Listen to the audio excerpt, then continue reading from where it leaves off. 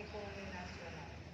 Kepastian hukum yang humanis adalah penegakan hukum yang dilakukan dengan memperhatikan keadaan sekitar dan memahami apa yang dibutuhkan oleh masyarakat secara proporsional, tetapi bukan berarti tunduk pada tekanan, namun cermat dalam menyerap nilai keadilan yang tumbuh di masyarakat.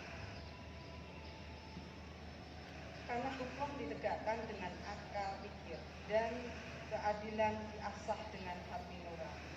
Oleh karena itu, seluruh aparat hukum harus senantiasa menempa keterampilan hukum dan nilai-nilai keadilan agar hukum yang adil dapat ditegakkan dengan sempurna.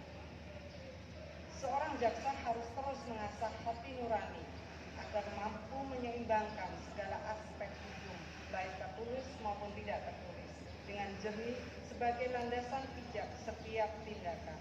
Serta sering saya sampaikan kepada saudara sekalian, jangan pernah mencari rasa keadilan di dalam hukum, melainkan temukan rasa keadilan di dalam hati nurani kalian. Selanjutnya kita harus menyadari situasi yang terjadi di sekitar kita. Pandemi COVID-19 telah mengakibatkan perlambatan pertumbuhan ekonomi Indonesia dan tentunya memberikan efek domino terhadap sektor-sektor lain. Untuk itu kejaksaan harus senantiasa berinovasi dalam memberdayakan semua atribut kewenangan yang melekat untuk turut berjuang memulihkan pertumbuhan ekonomi nasional dengan memfokuskan pada kebijakan penegakan hukum yang bersentuhan langsung dengan sektor pemasukan negara, seperti mengoptimalkan potensi penyelamatan, pemulihan, dan pengembalian keuangan negara maupun sektor yang dapat menggerakkan roda perekonomian, seperti mensukseskan proyek strategis nasional atau mengeliminir berbagai kendala yang menghambat guna mengakselerasikan kegiatan pemerintahan yang belum berjalan, sehingga langkah hukum yang ditempuh kejaksaan dapat dirasakan langsung manfaatnya oleh negara maupun masyarakat. Seperti halnya penanganan perkara tindak pidana korupsi PT Asuransi Jiwasraya dan PT Asabri, di mana kita mampu melakukan penegakan hukum yang seimbang, yakni memenjarakan koruptor sekaligus memaksimalkan pengembalian kerugian keuangan negara, sehingga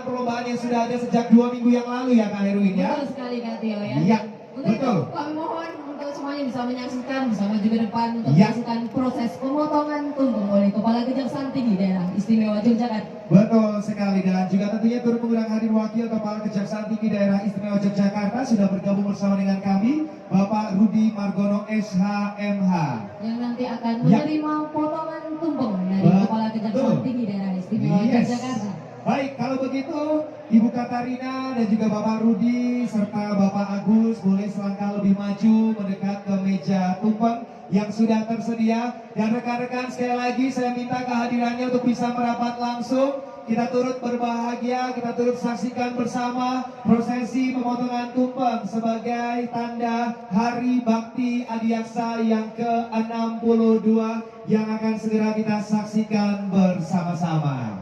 Baik, nantinya potongan tumpeng akan dipotong oleh Ibu Katarina Endang Sawetri SHMH selaku Kepala Kejaksaan Tinggi Daerah Istimewa Yogyakarta, dan tentunya akan diberikan kepada Wakil Kepala Kejaksaan Tinggi Daerah Istimewa Yogyakarta Bapak Rudi Margono SHMH.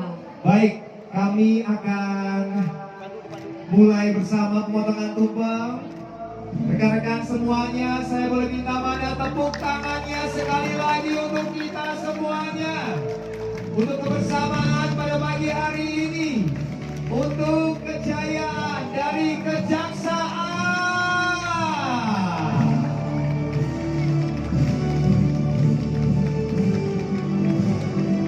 Teriring doa dari kita semuanya supaya terus maju, sukses, berkembang bersama. tetap solid untuk memberikan yang terbaik untuk negara kita Republik Indonesia tercinta. Dan sekali lagi kami ucapkan selamat Hari Bakti Adiaksa ke-62.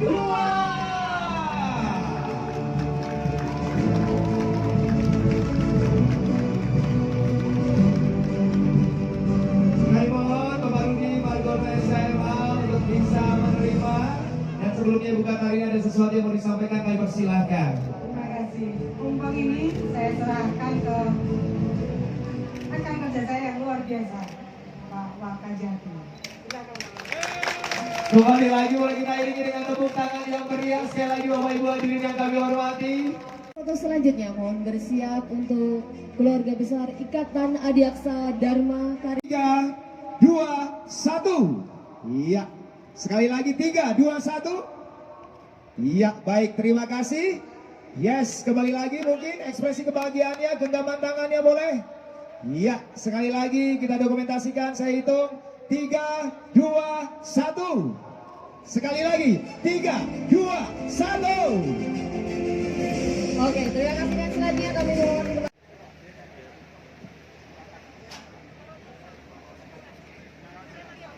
Silakan boleh mengambil posisi masing-masing untuk bisa turut bersama-sama mendokumentasikan momen kebersamaan kita dalam rangkaian acara Hari Bakti Adiaksa yang ke-62. Kita berikan ekspresi terbaik di depan kamera. Kita dokumentasikan bersama kebersamaan pada kesempatan di pagi hari ini. Rekan-rekan dari dokumentasi dan juga rekan-rekan media kami persilakan dan kita akan hitung bersama. 1, 2, 3. Baik, silakan boleh diberikan ekspresi kemenangan Bapak Ibu. Genggaman tangan yang luar biasa, mantap. Sekali lagi kita hitung. 1, 2, 3. Baik, terima kasih tetap berada di atas panggung. Kami akan take out. Disampaikan juga di amanat Bapak Jaksa Agung beberapa 7 perintah harian dari Hari Bakti Adiaksa ke-62. Saya akan menyampaikan beberapa capaian kinerja yang ada di Kejaksaan Tinggi dan Kejaksaan se-DIY ini di tahun 2022 ini dalam rangka Hari Bakti Adiaksa ini. Di bidang pidana umum di RJ, kita perkara RJ sampai Juli 22 Juli ini kita sudah ada 14, dan rumah restoratif, rumah RJ juga sudah ada di semua kabupaten, kota. Ini sudah ada rumah restoratif justice, dan rumah rehabilitasi untuk korban narkotika juga sudah ada di setiap kejari di setiap kabupaten dan kota. Itu sudah ada semua, sehingga kalau nanti ada yang perlu direhab di seluruh kabupaten, di kota, itu sudah ada rumah rehabnya masing-masing. Kemudian juga terkait dengan pidana khusus, ini penyelidikan kita ada 6, penyidikan ada 8, peratut ada 5, penuntutan ada 10, yang sudah inkrah ada 5 perkara, dan penyelamatan kerugian keuangan negara yang sudah inkrah itu 215.765.500 rupiah.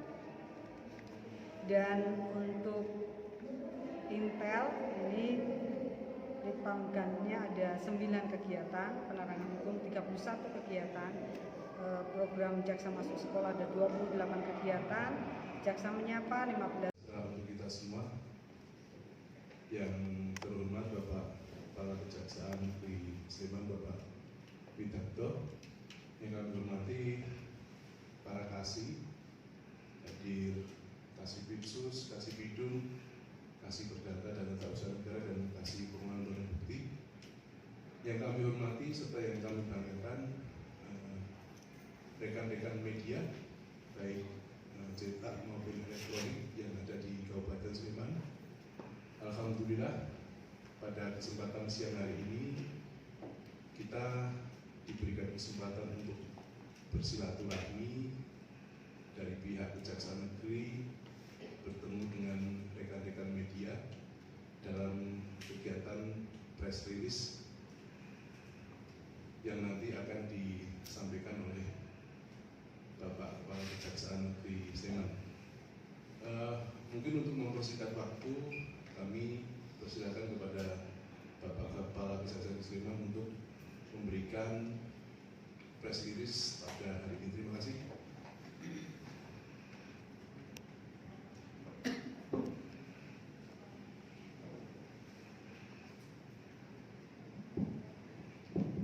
Terima kasih atas waktunya. Assalamualaikum warahmatullahi wabarakatuh. Waalaikumsalam. Selamat siang, selamat siang kita semua. Ya, saya hormati rekan-rekan media massa, Pak Kasih. Terima kasih atas kehadirannya ya. Ini dalam rangka Hari Bakti ke-62. Hari ini 22 Juli 2022 kita mengadakan jumpa pers di mana kami akan laporkan kinerja Kejaksaan Negeri Sleman sampai Januari sampai Juni ya, Juni di mana kami terdiri dari beberapa bagian subbab bidang ya. Ada subbab pembinaan, kebetulan lagi kemana belum jadi ya. Kami melakukan penyerapan anggaran sebesar 42,11% dari seluruh IPA yang disediakan untuk tahun anggaran 2022. Kemudian dari seksi intelijen telah melaksanakan kegiatan PAM SDO 1 kegiatan, penanganan hukum 1 kegiatan, jaksa masuk sekolah 4 kegiatan. Kemudian seksi tindak RJ restorasi dasip untuk perkara pidana umum sejumlah 3 perkara dan 2 lagi menanti, karena itu dari juga sudah ada petunjuk dari atasan untuk perkara pidana umum. Ya, demikian apa yang dapat kami sampaikan untuk laporan kinerja ini. Mudah-mudahan acara seperti ini bisa berlanjut, baik itu bentuknya silaturahmi maupun kita ngobrol-ngobrol, ya kan, olahraga bareng atau apa, monggo Mas Indra dikondisikan nanti. Ya. Terima kasih. Wassalamualaikum warahmatullahi wabarakatuh. Waalaikumsalam. Baik, terima kasih Bapak Kajari atas paparan capaian kinerja Kejaksaan Negeri Sleman bulan Januari sampai dengan bulan Juni 2022. Atas izin dan perkenan dari Pak Kajari, mungkin ada pertanyaan dari rekan-rekan media yang bisa ditujukan kepada Bapak Kajari. Kami beri kesempatan kepada 3 rekan media, mungkin bisa disebutkan nama dan dari media mana begitu. Monggo silakan. Monggo Mas Saiful. Assalamualaikum warahmatullahi wabarakatuh. Waalaikumsalam. Saya Saiful dari Kotoran Rakyat. Pak, saya mau menanyakan soal yang kasus korupsi tadi, yang Suhardi. Mungkin itu tanah penduduk siapa dan tersangka itu sebagai apa perangkatnya itu mungkin, dan mungkin itu tahun berapa? Terima kasih, Pak. Jadi di sini modus Mungkin ada pertanyaan lainnya kok. Ada pertanyaan lainnya atau cukup satu diwakili Mas Saiful? Cukup satu. Baik, cukup satu Bapak.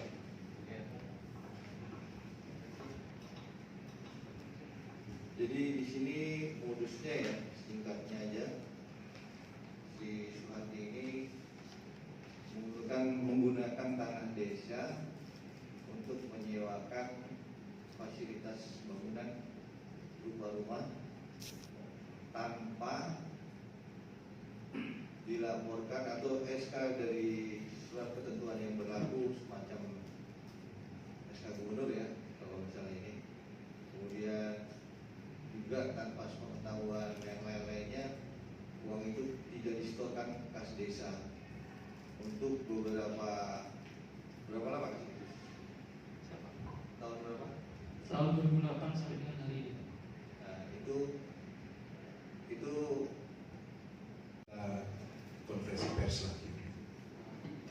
rekan-rekan media.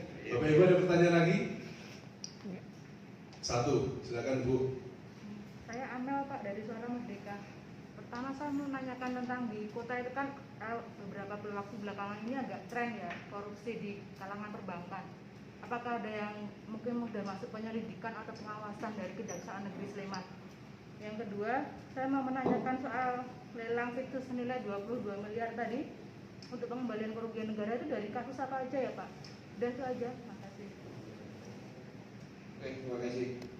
Untuk perbankan memang ada informasi ya Bang. Cuma kita belum dapat datanya langsung. Itu kayaknya ditangani di Kejaksaan Tinggi ya, Bang Jayapura ya. Iya. Nanti mungkin mudah-mudahan kami dapat bagiannya. Itu jadi nanti kami mohon juga ada feedbacknya ya, komunikasi kita dua arah. Kalau misalnya ada info atau apa, rekan-rekan semua ini bisa kasih informasi, bisa kita pegang itu, ya kan? Nanti sebagai awal dari memberantas tindak pidana korupsi, bukan hanya kami di sini hanya beberapa pegawai. Sementara rekan-rekan semua kan punya jaringan yang luas juga, ya kan? Bolehlah kami minta infonya atau data-datanya. Ya. Kemudian untuk yang 22 miliar itu dulu ada penyalahgunaan perbankan juga, cuma ada kerugian sekitar 16 miliar. Nah itu setelah dilelang ulang itu untuk menutup kerugian itu. Itu perkaranya sudah inkrah. Barangnya apa Pak dalam ucapannya? Tanah. Dulu ada ruko di atasnya, tapi sekarang udah berapa tahun ya, udah mulai hancur itu. Siapa tahu rekan-rekan nanti ada yang punya aset ya kan, atau referensi, ada yang mau cari tanah di pinggir jalan, ini letaknya strategis antara ring road dengan jalan apa? Avandi itu. Berapa bidang Pak? Berapa bidang? Satu, seluas 900 meter persegi. Jadi itu kalau sudah nilainya segitu, nggak bisa lagi ditawar-tawar, kecuali lebih. Sebagai pemenangnya nanti ada nilai lebihnya. Yang paling tertinggi yang sebagai pemenang. Ya.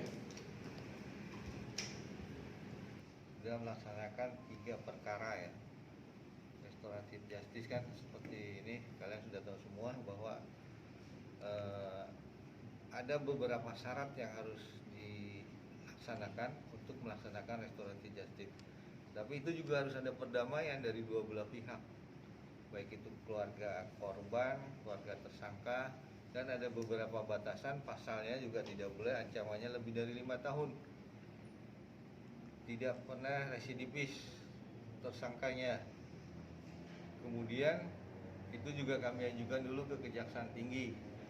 Kemudian nanti kalau ACC diekspos di depan Jampidum langsung. Nah, jadi ada beberapa tahapan yang kriterianya untuk dilakukan restoratif justice itu. Ya, jadi tidak semua perkara bisa dilaksanakan RJ, tapi ini benar-benar berdasarkan mungkin di penyidik belum ada perdamaian, setelah dilimpahkan ke kami dilakukan perdamaian, tapi ada beberapa syarat, pasalnya tidak boleh 5 tahun lebih, kemudian ada beberapa keluarga yang memang harus mewakili. Dengan Kejati juga diekspos dulu, kemudian terakhir dengan Jampidum, baru setelah ACC. Ya, kemudian untuk rumah rehabilitas narkoba itu juga nantinya kalau ada perkara narkoba yang sifatnya sebagai pengguna, ya, itu ada ketentuan tersendiri nantinya. Tapi dia juga memakai ya, bukannya penjual atau apa gitu. Nah itu tujuannya untuk rumah rehabilitas itu. Tapi juga kriterianya seperti itu, harus ekspos di depan Jampidum, kemudian harus ada sepertujuan BNN. Nah, itu dia kan nggak asal merta bisa langsung kita rehab. Jadi betul-betul orang itu bukan pemain, pokoknya ya pemakai yang betul-betul korban